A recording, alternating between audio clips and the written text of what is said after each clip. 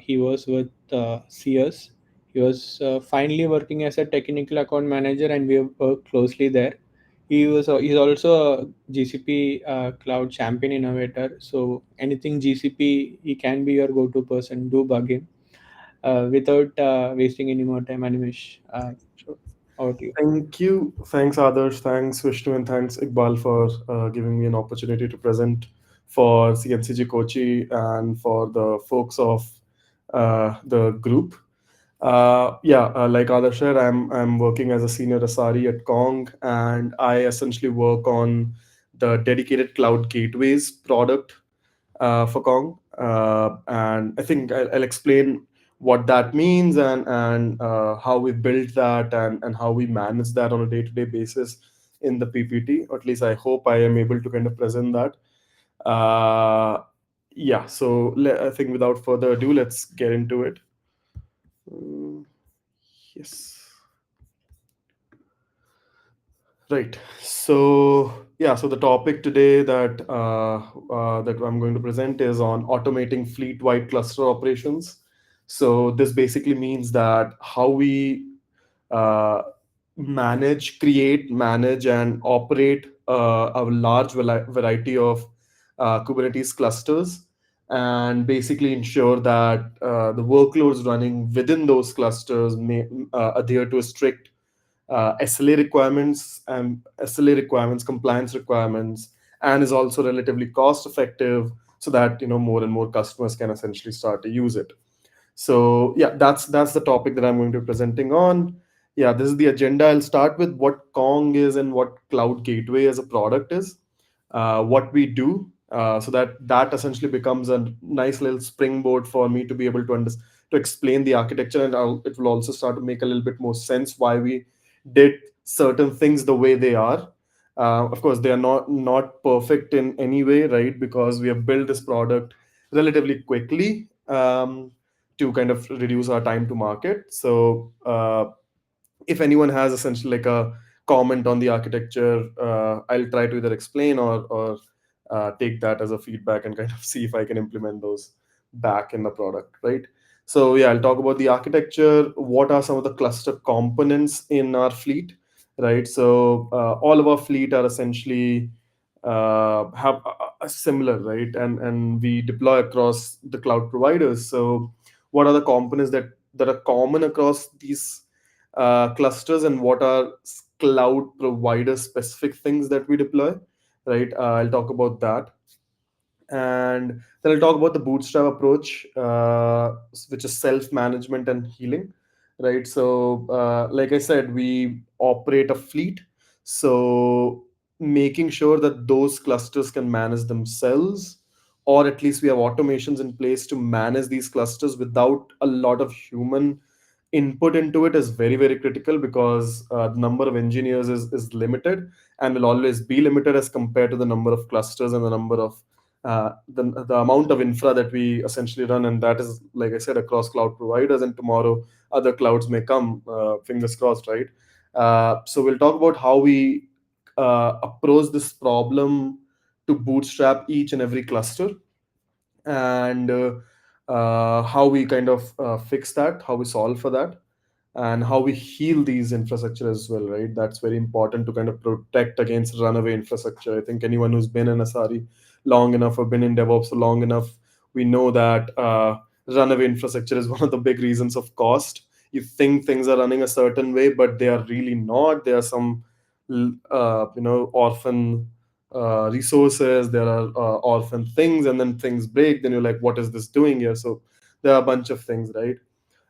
And then, like I said, because we are operating a SaaS platform, each of the clusters also has to maintain their long-lived clusters, right? So we have to also ensure that the workloads running within them are running properly, and then also adhere to a certain amount of SLA, right? I'm not going to talk about what are the SLA definitions that we have, right? Or how we kind of like guarantee that. I'm just going to talk about what is our setup, right? And as you can imagine, there is a lot of nuance into everything, because the SLA definitions kind of vary between customers and between products.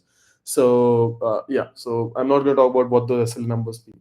And then what are some of the areas of improvement that we know already that we need to kind of improve upon? Because, like I said, it is not perfect in any way. It's just something that we've built on iteratively over the last year. When I joined the organization, a lot of things were already done by a couple of senior engineers who worked 4 or 5 months on it and essentially like burned themselves out. And then we took that, made that stable, reduced a bit of tech debt, and started kind of making it stable and reliable, right? So yeah, this is about the agenda. I've already talked quite a bit on it, so I'll just move on. So about Kong, I hope everyone here has some idea of what Kong is. If not, then I'll just give a quick introduction. Kong is essentially an API gateway, now an AI gateway as well. So API gateways essentially are your front door into your microservices world, right? You can enforce authentication, rate limit, a bunch of L7 level stuff on top of these API gateways, right? You can enforce a bunch of things. There are a lot of use cases of an API gateway, right? So if you've not heard of Kong, maybe you've probably heard of AWS API gateway, right? That is one of our competitions, or Tyke, for example, right? So yeah, that is what Kong is. And one key feature of Kong is that it is an extensible API gateway, right? So you can extend it via custom plugins. And Kong already offers a bunch of plugins by default, but if those do not suit your needs, or you have a very custom need that you want to do at each request response level, that you can build your own custom plugins, and you can write them in Lua or any other language, but Lua is the language of choice. Yeah, and like it provides advanced AI capabilities with the AI boom that we are seeing currently. We also have an AI set of AI plugins that do a bunch of stuff like semantic caching and prompt guarding and prompt decoration and a bunch of other stuff. uh, and yeah, different type of deployment models that we offer at Kong. So Kong is a open source product, but if you need support, there is a bunch of different deployment models that we support to kind of support the use case of startups to big enterprises. So before we talk about those deployment models, I'll first talk about how Kong works for those who do not know it, right? So Kong has a very common control plane, data plane based architecture, right? So control plane is backed by a database where all of your configuration lies, your route definitions, everything lies, and then the data planes are actually what proxy your traffic to your backend services. So and this control plane offers an admin API. So let's say you say, hey, I want to be able to proxy traffic to slash foo, right? You basically create this route and you specify, hey, okay, this slash foo, if a request comes to this slash foo, what backend service should it be sent to? And then this control plane pushes this configuration out to each data plane, and then the request actually comes down to this data plane, and this data plane actually takes looks up this particular configuration, and there's a very set of operations that does, like builds a router and a lot of innovation there. But essentially what it does is it is able to kind of send that to determine which service it needs to send it to, and then proxies the traffic. And yeah, that is what Kong does. So control plane, data plane architecture. So talking about that, right? Let's talk about what are the different deployment models for Kong. So Kong essentially allows you to deploy in any of these different manners, right? So like I said, it's an open source product, so you can theoretically just deploy it yourself. And it has two components, a control plane and a data plane. So you can choose to deploy both of those together, and this control plane will be backed by your own database like Postgres or Cassandra for that matter, and then your set of data planes, right? And then the communication between this data plane and control plane you have to set up. And yeah, I mean, you can do that. A lot of companies actually do that. And that's a very pretty viable approach of doing that. I think majority of our customers do deploy it in an open source manner, which we love. Then you have a hybrid mode, right? So now, like I said, there are two components: data planes and control planes. Data planes proxy traffic, control planes holds configuration. Now, like, okay, I want to be able to do a bunch of things for a bunch of different users that I have. I want to be able to kind of give them specific services, specific access. I want to do role-based access control to my CP, so not everyone can create roles, create consumers, create routes, create services, right? Create credentials for that matter. And and I don't want to manage this big database. It's a bigger pain. So hey, Kong, can you manage that for us? While I'll still keep proxying traffic, you manage the configuration. It's your responsibility to kind of keep the connections open with the data planes and then push the configuration out, compute diffs, and push configuration out, and in an efficient way. So that's what the Kong hybrid mode is, that we manage the control plane and then you manage the data plane, because data plane is near your services and it is actually proxying traffic, so it's easy for you to do the connectivity. Then we saw from our customers that, hey, I also don't want to manage data planes, right? Because let's say at 100k rps, it's a bit of a pain for me to be able to scale up, scale down, and make sure my all my proxies stay up, data planes stay up. So that's where the model came from of cloud gateway. I think there's a type, I forgot to update this, but yeah, there's Kong cloud gateway mode, this bottom one, right? Where, which is what I work on, which is the hosted data plane option. So now you don't also have to host your own data plane. You just run your services, right? Your backend services, and then we actually manage the data plane fleet for you, and we connect to your VPC, to your infrastructure, and then we proxy traffic through our infrastructure, and we manage the scaling, we manage the uptime, we manage all those things, right?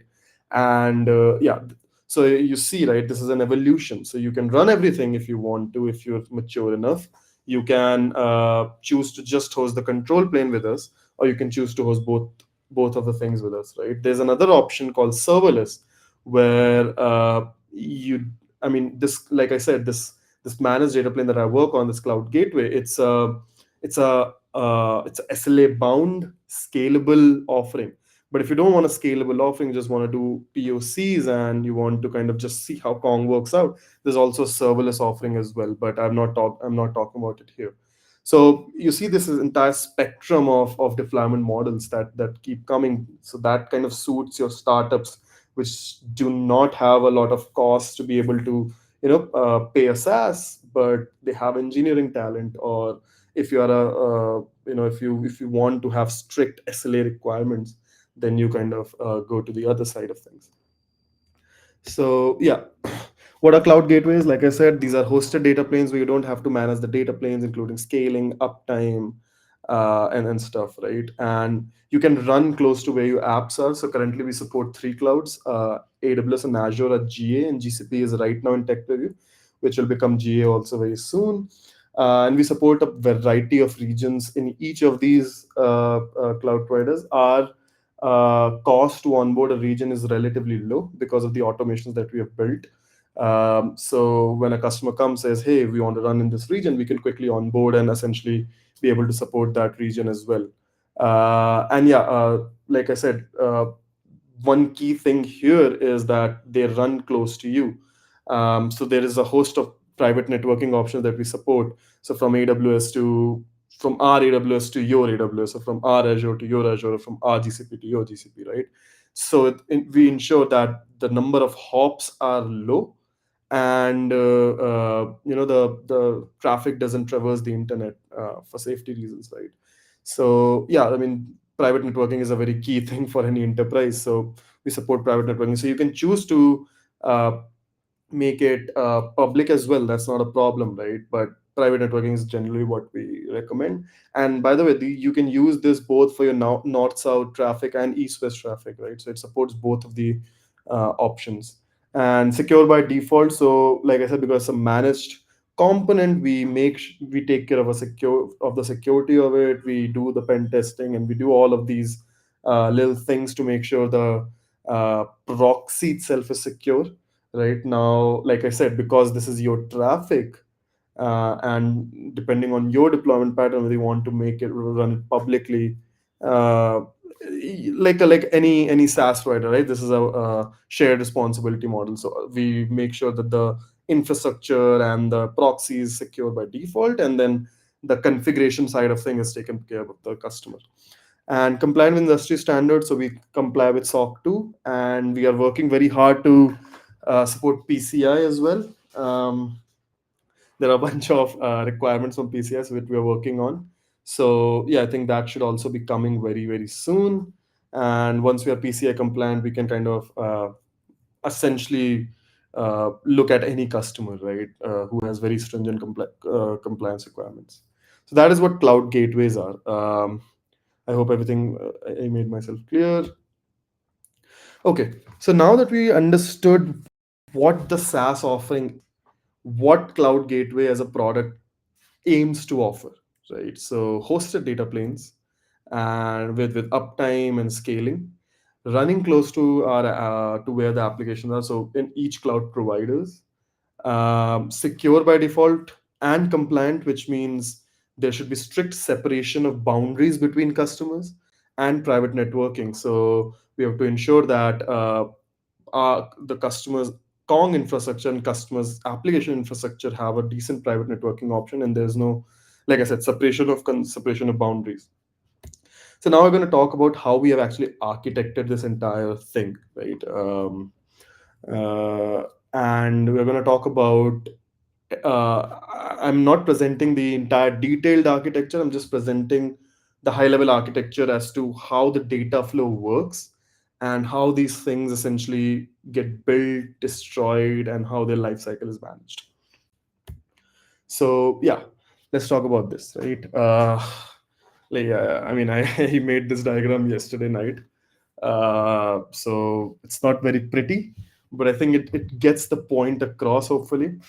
So let's say you have a user who comes to us and says, "Hey, give me three data planes uh, of Kong in AWS US East 2, right, which is the Ohio region."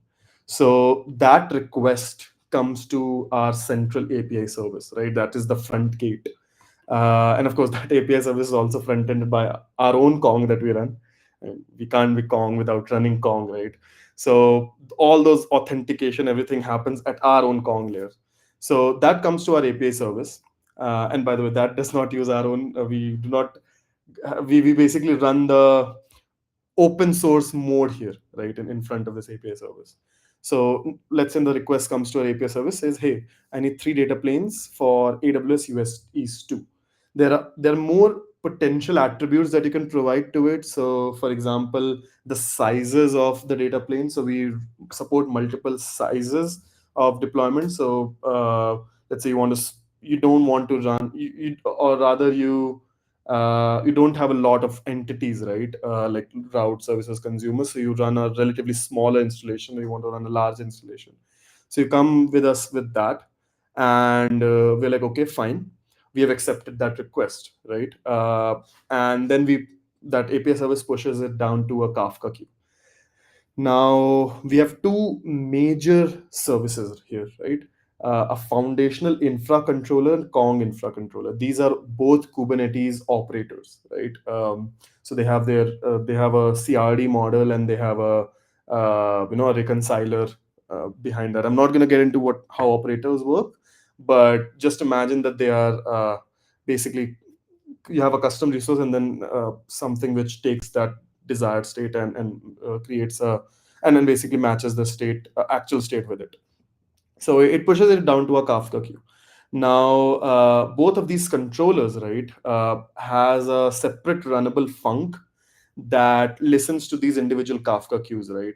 So let's say someone says, "Hey, I need three data planes in AWS US East 2."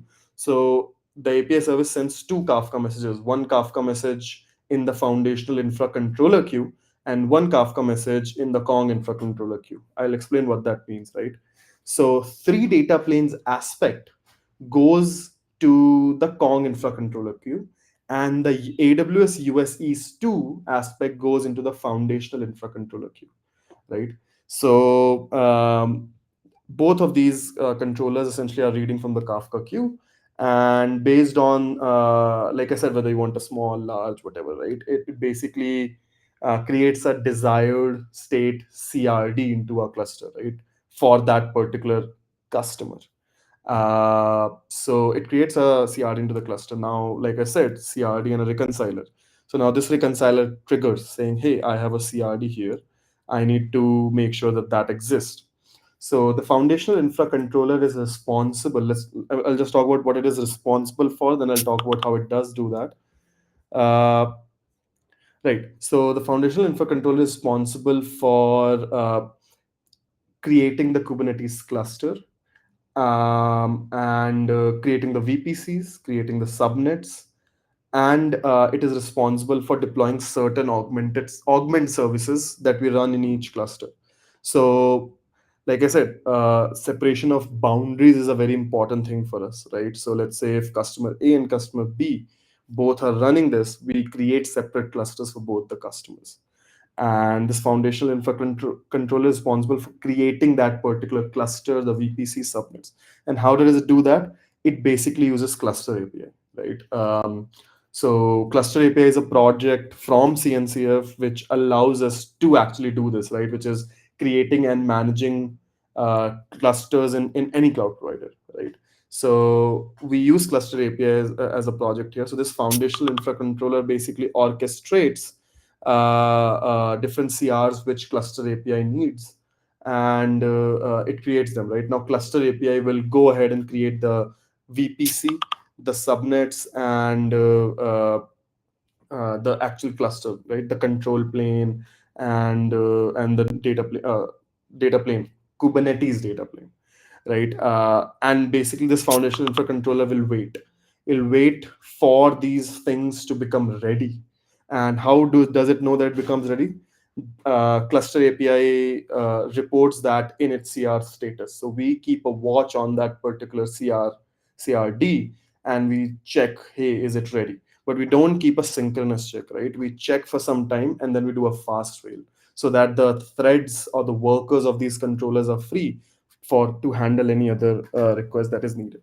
And this Kong infra controller also waits on this foundational infra controller uh, before it can actually deploy data planes right into this cluster. The cluster has to be ready, the VPC has to be ready, and all those things has to be ready. So again, it also does the fast fail approach where it will, hey, is the foundational infra ready? It will say no. Okay, I'll check for the next default timeout period that is configurable. If it is not ready within that, I'll just fail, right? And I'll requeue after some time. And this is all handled by the controller runtime that we use as a framework to build our operators. So we do a fast requeue, and we also do uh, exponential backoffs, right? To kind of just ensure that our workers are not getting full during high loads. So this foundational infra controller will then wait for the cluster to become ready, subnets to be, and once everything has become ready, then what this foundational infra controller does, it will deploy certain augment services. Now, when I say augment services, what I mean is that these are some of the services in uh, in addition to the actual Kong pods that we run, which ensure that this cluster can handle itself, right? So that I'll talk about what those augment services are in a bit, but this foundation infra controller actually takes the kube config that the cluster API exports for the cluster that it has created and creates a client set to this new cluster that we have created, and actually goes ahead and launches these augment services. I'll talk about how these augment services are launched and what that life cycle looks like. So it launches these augment services, and then once it is launched everything, it will mark its CR as ready, right? And like I said, this Kong infra controller is keeping a watch on that particular CR, and once it sees that, hey, this is marked as ready, now it knows that, okay, now I can go ahead and launch these Kong pods into it. uh, so then this Kong infra controller will, depending on the cloud provider, will acquire credentials, right, to authenticate with the respective cloud provider, respective cluster, and then it will log into the cluster, and it will actually go ahead and deploy the number of Kong pods that it has asked for, right? The three data planes that it has asked for. And then these Kong pods will have the configuration required to connect with the connect control plane. When I say connect, I mean the managed control plane that we have. So these Kong pods will establish a connection to that control plane and will pull the configuration down, right? Whatever route services that you have, it'll pull the configuration down. It'll pass Kubernetes readiness checks based on that specific routes. Again, this is a very Kong specific thing, but it'll pass those readiness checks and stuff. And once these readiness checks have passed and it is ready to serve traffic, Kong infra controller will send an ACK message or a ready message back into another Kafka queue, right? Saying that, hey, this Kong is ready to receive traffic. And then this Kafka queue is being read by the API service, which will store that in its database. So, and then this API service has a logic to either send notifications out, depending on the customer preferences, send notification out to customer saying, hey, your infra is ready and ready to use. And the UI also, keeps a uh, keeps checking with the API service, hey, is it ready? Is it ready? Is it ready? Right? So it polls it essentially. And that's how this entire thing looks like. So it's a completely asynchronous process. The reason it is asynchronous in nature is because infra is, infra is not really reliable, right? You cannot rely on it to return the same thing all the time, right? Because we create a cluster creation, for example, in AWS takes like 25 minutes, right? In EKS. In GK, it happens very quickly. In AKS, it's something in the middle, right? And this can go up or down. And AWS may see an outage or anything, right? And we don't want to block the customer, right? So for 30 minutes specifically, right? So that's why this entire thing is completely asynchronous, to ensure that and like you saw, right, this is a controller, so it's very it's by nature a reconcile loop, right? So it is designed to match the current state with the desired state. And what we do in all our controllers is we keep constant reconciliation. So we all know that when you change something in the CR, it triggers a reconciliation. But what we also do is, even though there is no change in the CR, we anyway reconcile, right? Like every 15 minutes. So actually, it varies across controllers. So expensive controller like the foundational infra controller, which has to check a lot of things, VPCs, subnets, route tables, NAT gateways, a lot of these things. But the Kong infra controller doesn't. So for Kong infra controller, the frequency with which we reconcile is faster or more frequent than the foundational infra controller. And that essentially makes sure that we are protecting against one, any runaway infrastructure. Second, if something has changed, let's say I go and manually edit a VPC or a subnet, or basically do something in the cluster that is not intended to, right, manually, this constant reconciliation ensures that it always stays the same way, because the approach that we take is get and apply, right? We get, if we get that object, if that object does not exist, create it. If an object exists, we make sure that that object is in the exact state that we want it to be. And if it is not in that exact state, we compute what the diff is between our desired state and the existing state, and we make a specific API call to make sure that that diff is removed, right? So it basically becomes a very self-healing thing, right? We our controllers make sure that everything remains healing. And that's why we decided to go with cluster API, right? And not actually implement it ourselves, because community has done such a really great job in doing all of this. And one other reason we use cluster API is cluster upgrades, right? Cluster API manages that pretty seamlessly, the upgrade process of clusters. uh, So that is also another reason that we do that, right? We use like a magic annotation where, if let's say we want to upgrade a specific cluster, we put a annotation in that particular cluster CR saying upgrade candidates are to true, right? That's just a magic annotation. And then our foundational infra controller knows, hey, this annotation exists. I need to bump up the patch version. So let's say if currently I'm running 1.30 and this annotation present, I'm going to bump up the patch version. And then the cluster in the cluster API CR, and cluster API CR is like, hey, the patch version has changed.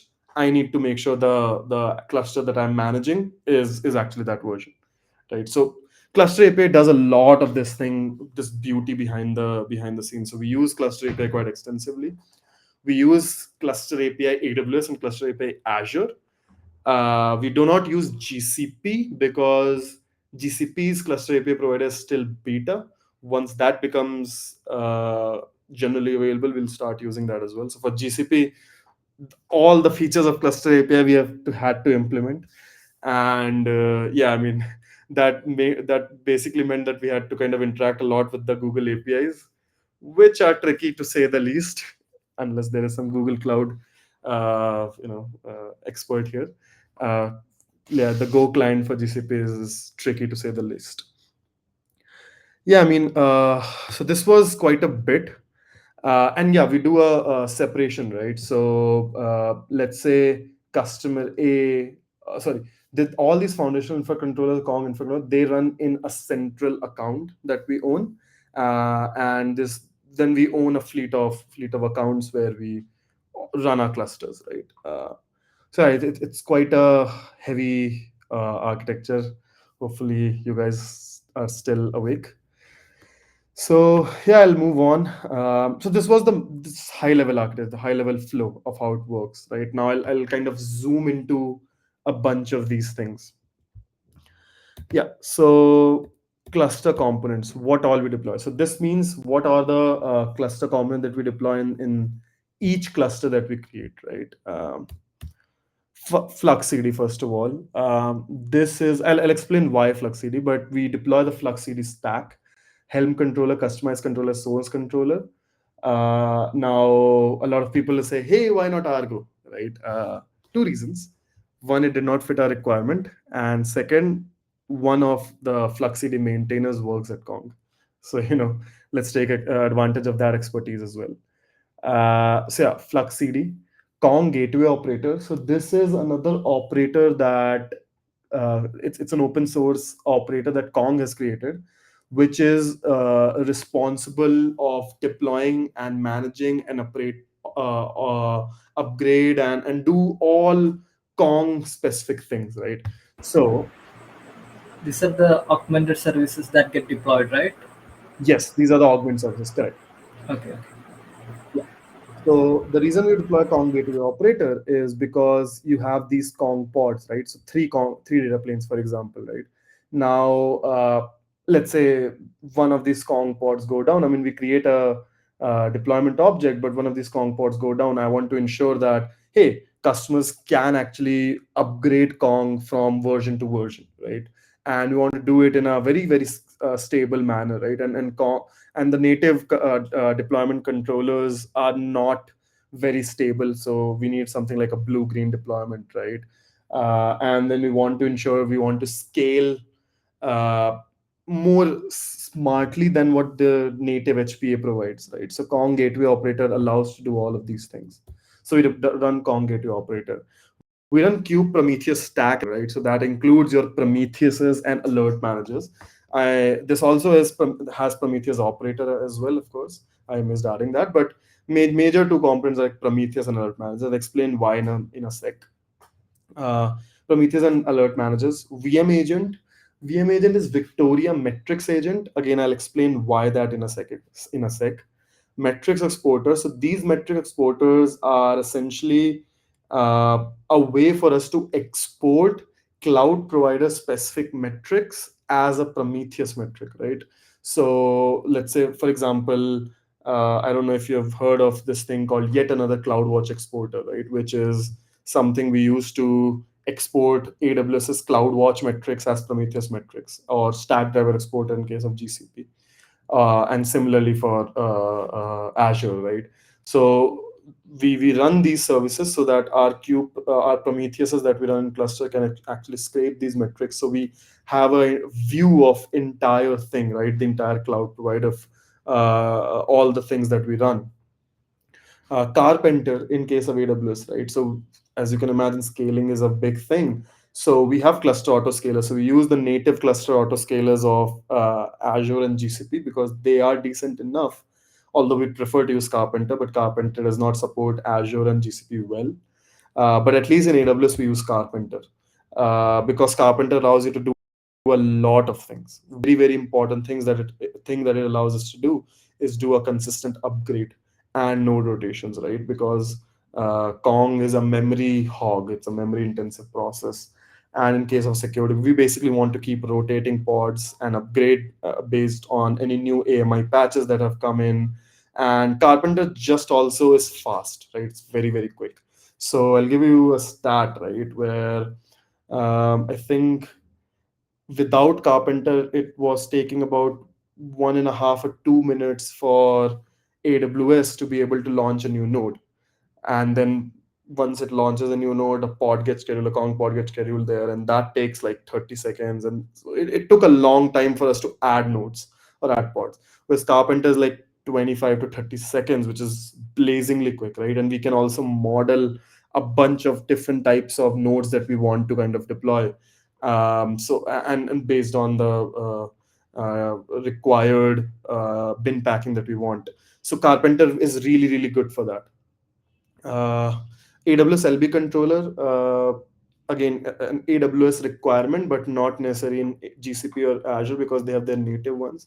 So this actually deploys the load balancers because these Kong pods, of course, need access to the internet slash for northwest traffic or private load balancers for east-west traffic, right? So AWS LB controller deploy those load balancer and the log scrapers, right? So just to collect these logs that are there in the cluster and export them to a SIEM solution for analyzing and for security reasons, right? So these are the augment services that we deploy in addition to Kong. I think, yeah, I need to kind of quickly get through it. Now, let's talk about how we deploy those, right? You cannot just blind deploy from foundational infra controller because that will never work. It will just give foundational infra controller like a lot of things to manage. So that's why we have Fluxy. So I'll explain what that looks like. So I'll just show the approach, what happens, right? So foundational infra controller creates the Kubernetes cluster. Once the control plane is ready, it applies the Flux CD components, right? Flux CD components are the first to get applied. Then once the Flux CD deployment is ready, it applies the GitHub repo config. So we have a common GitHub repo, which holds the customization and the Helm templates, Helm releases for all of these components that I talked about, right? And once that Flux CD deployment is ready, so your Helm controller, source controller, and customized controller is ready, it applies a GitHub repo config saying, hey, Flux CD, this is your source of truth. Now apply all the things that is there in this that is templated in this repository and apply those all into the cluster, right? In a GitOps manner, right? And basically the reason we did that is basically to have like a seed and a plant situation, right? Where you planted the seed from the central where did that go? From this central thing, and then this plant will just grow from itself, right? Rather than it having to manage each and every one of them, making sure there is no diff and stuff. Why not, like, give it to a CNCF project which can actually do that, right? So Flux CD then applies those templates based on CSPs, and then yeah, these components basically manage by themselves because Flux CD is doing that, right? And we make sure that Flux CD is configured in a way that it actually rights any wrongs, right? It basically manages the diffs. It applies things as they are, and it keeps a check, right? Because it's a GitOps thing, right? So it basically keeps looking at the desired state in the GitHub repo and the current state in the cluster, and then it basically makes sure that they are always in sync. And yeah, any changes are automatically applied as per the GitOps standards. So this is how it looks like, right? So your foundational infra controller deploys Flux CD. That Flux CD, and it applies a root customization, right? So this root, I hope everybody knows what how customization works and how customized templates look like. The reason we use customized templates is so that again, like foundational infra controller doesn't have to apply anything. So and what we do is it applies a root customization for a given CSP. So let's say if the CSP is AWS, we also already have like folders: AWS folder, GCP folder, Azure folder, which has and then a common folder, which has cloud provider specific things. And then this root customization is smart enough to recognize, okay, now I need to apply the Helm release of the common and the cloud provider specific components, right? So they are all Helm releases, by the way. The reason we do that as a Helm, I mean, I think it's obvious why we do that. So all of these is deployed as a Helm release, right? So Flux CD's Helm controller, so customized controller templates all of these Helm release together and applies them. Basically, does a kubectl apply. It builds all the kubectl things and then does a Helm it applies the Helm release, and then the Helm controller sees, oh, I have 5 Helm release now in the cluster. I need to apply all the Helm, do the Helm apply or Helm installs essentially, right? And yeah, it will do the Helm install for all these components. So KGO, Kube Prometheus Stack, VM Agent, Metric Scraper, Cert Manager, Log Scraper, Carpenter, and stuff, right? And anytime we want to change something, we want to deploy a new thing, we want to remove something, we just do things here in this GitHub repo, and we just manage it. GitHub repo, we do a PR review and the standard Git flow. And yeah, Flux CD basically just keeps a watch on it. It will keep applying any diffs, and that's how we essentially make sure that our clusters become self-healing, right? So our controllers ensure that the seed is planted, and the seed is planted with the right configuration, and then the seed is responsible for ensuring that the plants that grow out of it are the correct plants, right? Like, for a very bad analogy, but are the correct plants, right? We are growing corn and not a weed for that, for example. Again, a very bad example.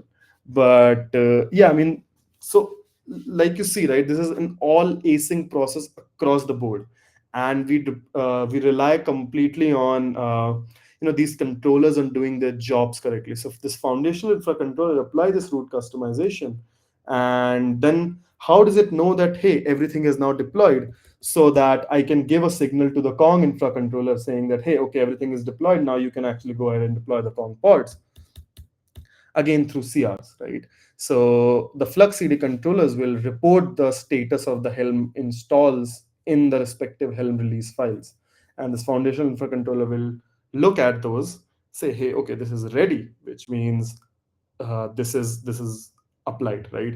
So this is a contract that we will see across our infrastructure, right? So one controller talks to other controller, and each the contract between all the controllers is that wherever you are, you have a field in the status telling me whether you are ready to do what you need to do, right? If you're not ready, the ready is false. If you're ready, then ready is true.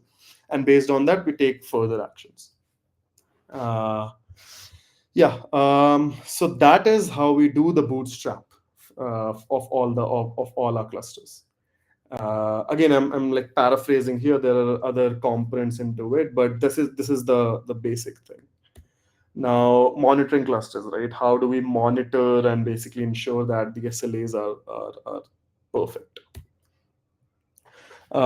First of all, right? So this GitHub repo is like a very, very important repo, right? So if something happens to it, we have a mirror, so things will still keep working. But yeah, this repo is basically our source of truth for everything. So if, let's say, we and this has happened by the way, where someone has pushed a very bad config, right? And that somehow got through the pre-commits and the GitHub actions and the PR review and stuff, and it got into the cluster. Oh, sorry, it got into the repo. Then the blast radius is also huge, right? Because then that gets applied across clusters. So yeah, how do we then monitor things, right? How do we ensure that things are correct or basically up? So I told that we deploy a kube Prometheus stack and a VM agent thing, right? So the reason we do kube Prometheus stack is, and we by the way deploy like two Prometheuses. Uh, I'll explain the reason, and we deploy two alert managers just for HA, right? For HA specific, there's no specific big reason, just for HA purpose, right? Alert managers are running in a cluster mode, so there's one leader, and the Prometheus are basically just doing duplicate metrics, right? These Prometheuses are doing a remote write to VM agent, which is also running in the same cluster. And then this VM agent has a deduplication window, right? Let's say this deduplication window is of X minute, and in that X minute, all the metrics that it has received are duplicate, right? Because they are coming from Prometheus 0 and Prometheus 1, and VM agent's responsibility is to do this deduplication and compression, so that when I'm sending this metrics up to the actual Victoria metrics cluster that we run in the central account, right? So we have a Victoria metrics cluster that we run. So that is VM insert, VM storage, VM VM select, yeah, done in this cluster, and it sends all of these metrics up to this Victoria metrics cluster. Now you'll say, hey, why are you running Prometheus and alert managers, right? Like there's no need to do that. You can just have VM agents do this scraping and actually do. Yeah, we can do that. But the reason we are doing that is twice. Is twofold essentially, right? One is we want to know as soon as possible. Now, as you can imagine, from here to here, and we have a VM alert with this VM parameters that can send us alerts. But the reason we do that is we want to be alerted of any problems as soon as possible, right?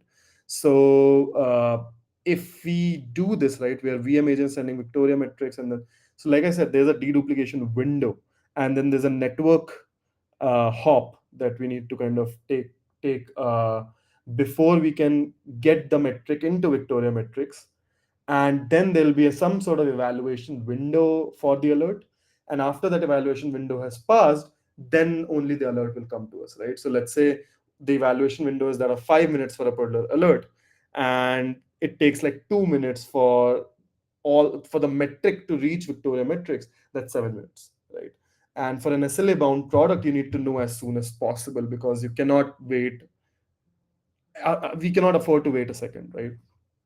So that's the reason we run alert managers into our cluster, so that any alerts from any of these components, from any of the cluster that we have, we get as soon as possible, right? Because like I said, an SLA bound product cannot afford to wait around for alerts. And yeah, we have smart alerts that we run, so that we ensure that we do not get like very duplicate alerts. But because we run kube Prometheus stack, there are of course chances of some noises, but most of the times we kind of ensure that the alerts are very very geared towards SLAs, so that we always have our eyes onto the alert channels and pager duty, right? So now these alert managers have these rules that for example, all the severe ones go to pager duty and all the relatively non-severe ones go to Slack. And we have different environments, so that we can basically ensure that we test out each of these alerts and ensure that these alerts are tuned to how they need to be.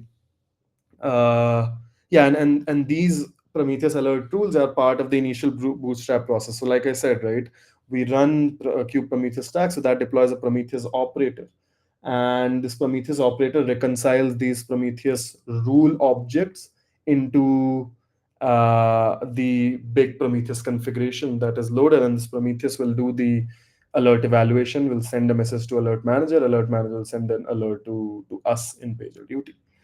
or Slack, and then whoever is on call can essentially look into it. And then, yeah, we have a central Grafana sitting on top of this Victoria matrix. So it's okay if we see the metric a little bit later, right? It's at least in Grafana, because we anyway have access to these clusters. So if, let's say, something does go down, right, some problem is happening, we get paged, we go into that cluster, we instantly take a look at the logs, we instantly take a look at the metrics directly in the Prometheus, and we say, okay, this is the problem, let's fix it, and do a deploy, whatever it is, right? Do a hot fix.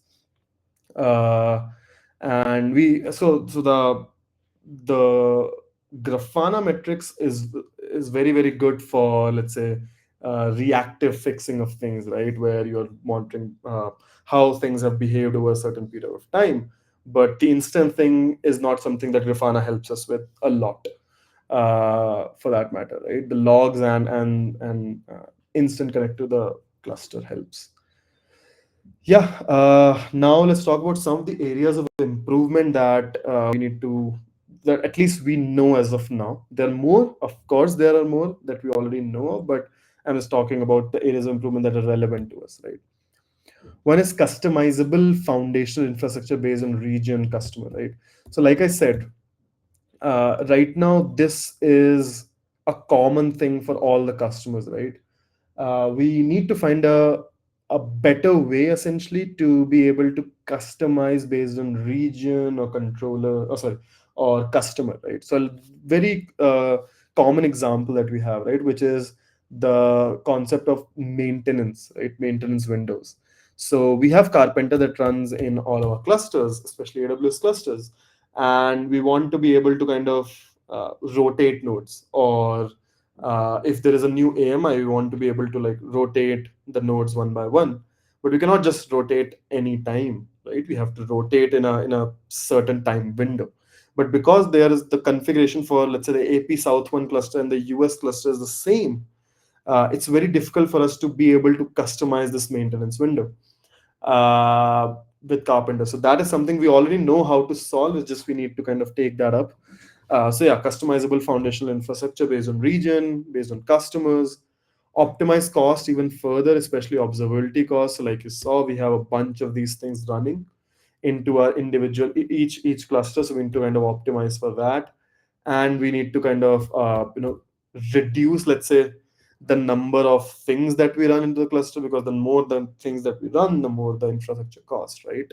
So yeah, reduce wherever possible, or at least scale down maybe, right? Any number of things, reduce the number of nodes, improve bin packing stuff, smarter scaling to ensure we can handle sudden burst. uh, so there's a very specific conglomerate thing where you have any type of customer, right? You can have a startup which can like go from 20 RPS to 1000 RPS, or you can have a very steady traffic customer. A steady traffic is always great for everyone, but it's not guaranteed. And so how do we fix the problem of essentially making sure that we can handle these spikes in a cost effective manner? Anyone can pre-provision, but like in a cost effective manner, right? Because that cost is borne by us, and then whatever cost we bear, customer bears that cost, and the more the cost, the lesser the intent of buying. So that is one. Smarter alert automations, optimize runbooks and automated remediations of commonly known problems. So we already have certain automations already in place, but the plan is to kind of have a very, very smart automation suite which can handle a plethora of problems. Right now, our runbooks tend to become obsolete very, very fast, right? Because as we build new features, as we add new alerts, remove certain alerts, change components, the runbooks may start to become obsolete. So we need to kind of find a better process. If we can do anything about it, very, very important. And a better cluster upgrade process. Right now, a cluster upgrade, because we have a very, very large fleet, takes some time, right? And especially across like patch versions, we need to build a bit better automation where it automatically can, create a cluster and test out all the things that we need to run in the cluster, ensure that they run right.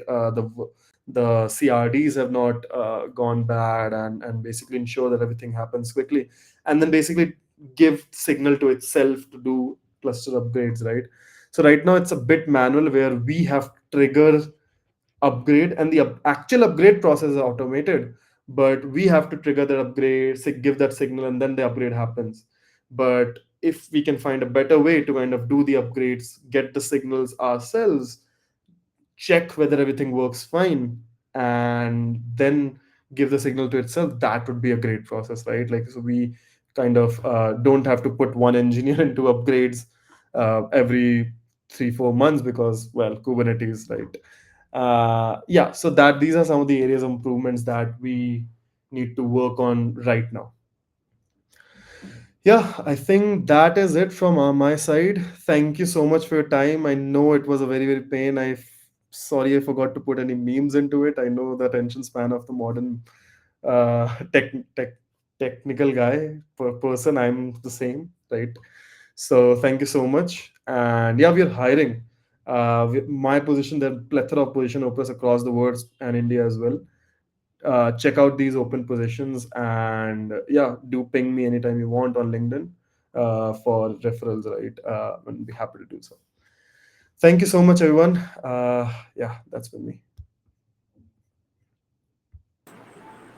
So if any questions from audience, maybe we can take that. Yeah.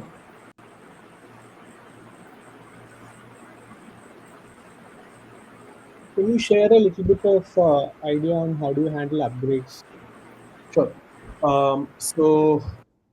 The cluster upgrades, right? So what we do right now. So like I said, right, each cluster that we create, we have two CRDs for it, right? CRD number one is the CRD for our foundational infra controller, and CRD number two is the cluster API CRD, right? That we create from the foundational infra controller, right? And cluster API will be watching that CRD that is relevant for itself, right? So that means that whenever we want to trigger an upgrade for a particular cluster, so what we do is we put a magic annotation on the foundational infra controller CR, saying, "Hey, this is a candidate for upgrade," right? And then our foundational infra controller has the logic of checking, "Hey, is this annotation present? If it's a very crude approach, I know, but is this annotation present? Yes, this annotation is present. That means we can safely upgrade it, right? So what it does is in the cluster API CRD, you specify a version field, right, in the spec. So what it does is it looks at the version. Hey, what is the current version? It says 1.30, right? So it will say, okay, it is supposed to be upgraded. I can safely upgrade this. So I'll bump it up to 1.31. There are some other checks that we do, but that is essentially what happens. It'll bump up to 1.31, right? And then we're like, okay, this is now bumped. Uh, and then the cluster API is like, okay, something has changed, right? A spec field has changed, so it triggers a reconciliation and will figure out, hey, the cluster that is running is 1.30. I need to upgrade it to 1.31. Now, what happens when the actual upgrade finishes, right? In the next reconcile from a foundational infra controller, it will see that, hey, 1.31 was upgraded very, very soon, right? Like in some time back. So it won't do anything in that case, right? So it is intelligent enough to know when the upgrades need to happen and to what it needs to upgrade to, right? It's easy in AWS because AWS figures out the patch version itself, right? You just upgrade the minor version. But in case of Azure, it's a pain, or GCP as well, because in the API itself you have to specify the patch version as well. And GK has this release thing, and it becomes a pain because then you have to keep a check on these release channels saying, hey, okay, otherwise the patch version may get removed, and then it just everything starts to fail, right? So yeah, that's why, like, I kind of say that the AWS APIs are great to work with. The Azure is the worst. The GCP APIs are bad, but the actual infrastructure is good. So it's a bit of a pain. Yeah. Any plans to open source the cluster API part for GKE? Uh, yeah, that's a good question. We have been talking about that. The actually, the reason we have not been doing that is two things, right? One is we have tried to do a bunch of, we have opened a bunch of PRs in cluster APIs, right, to kind of fix our requirements. They have been opened for last year or so with nothing on them. So we see that for some reason these either maintainers are not there or they're not doing what they need to do, right? So what we have thought is, okay, we are not like gonna go and contribute directly to cluster API for now. Once we see our PRs being approved, we'll see, yeah, if we can kind of open source that. Yeah. Cool.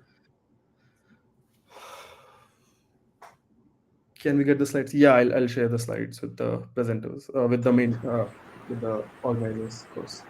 And I wish like the foundational controller, right? So there I see like you are using Cluster API to create cloud resources also, like Yes. VPC, subnets, and all those things. So why not other IAC tools? For two reasons, right? Drift is one of the main things, like I talked about, right? We want to ensure that, so two things, right? Terraform and Pulumi, these things have a state and locks, right? So you cannot scale because let's say if one cluster or one thing is happening, the state is locked, right? So you cannot do it for a lot of customers that may come potentially. So that's why Cluster API is there, because it has different workers and the CR is its state, right? And it doesn't have to kind of be a central, let's say, AWS S3 or GCP bucket, right? So that is one. And I mean, to be very honest, that was my first question, right? When I joined Kong, I'm like, yeah, Terraform, right? Everybody uses Terraform. But yeah, I realized that, hey, this is not a very optimized approach. And also, uh, Cluster API is a very good project, I would say. Like it does a lot of these things. And the best part about it is, if you make a change into, I mean, we have seen that quite a bit, right? Where someone has by mistake done something and made a change in the route table. Now everything, all the networking broke, right?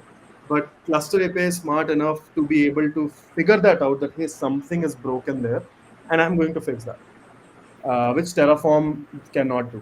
Right? It just, Okay, this auto reconciliation yeah. will do it.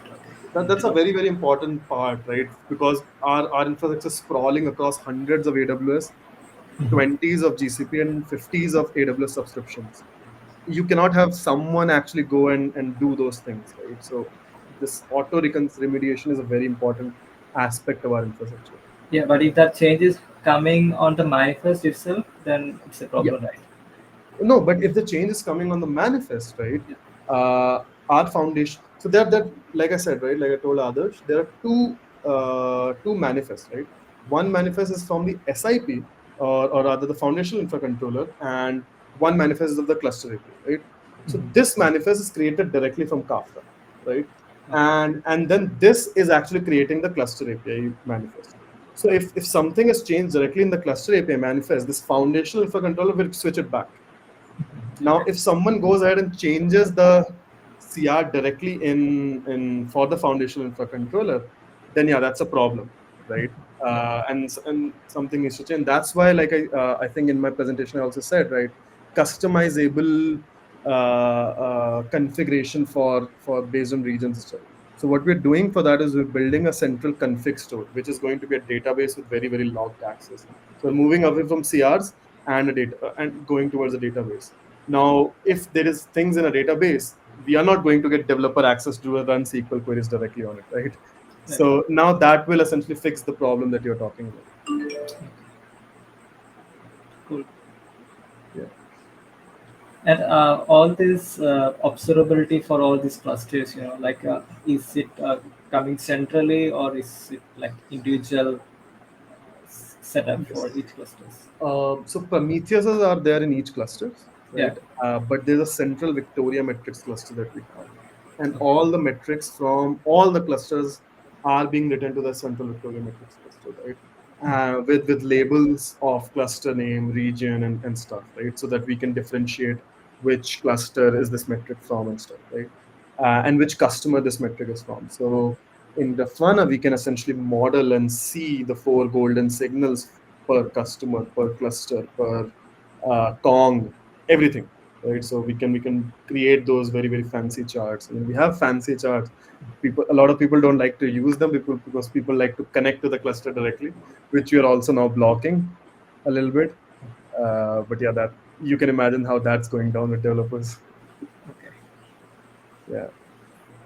Yeah, I mean, it's a very interesting place because we are SREs and we're building this product, right? It's a first class features.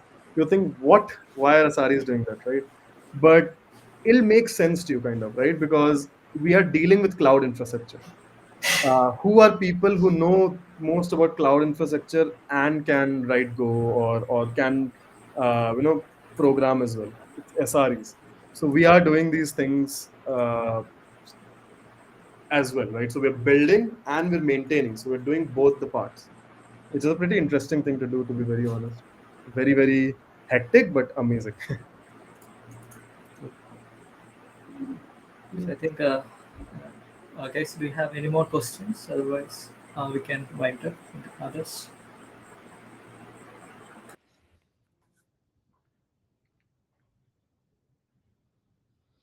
um, Cool. Looks like we don't have any more questions. Yeah, from our side, CNCG Kochi's side, Animesh, thanks a lot for taking time out and whatever in between there was some changes with respect to topic, etc. But still, you didn't. You were able to accommodate and deliver the talk. And yes, recording also would be shared by the team, and I think more people would watch the recording as well. Thanks a lot, Animesh. Thank you, Great everyone. to Thank you have so more much. such sessions. Yeah. Have a Thank great you. Bye Thanks bye. everyone for joining tonight. Thank you.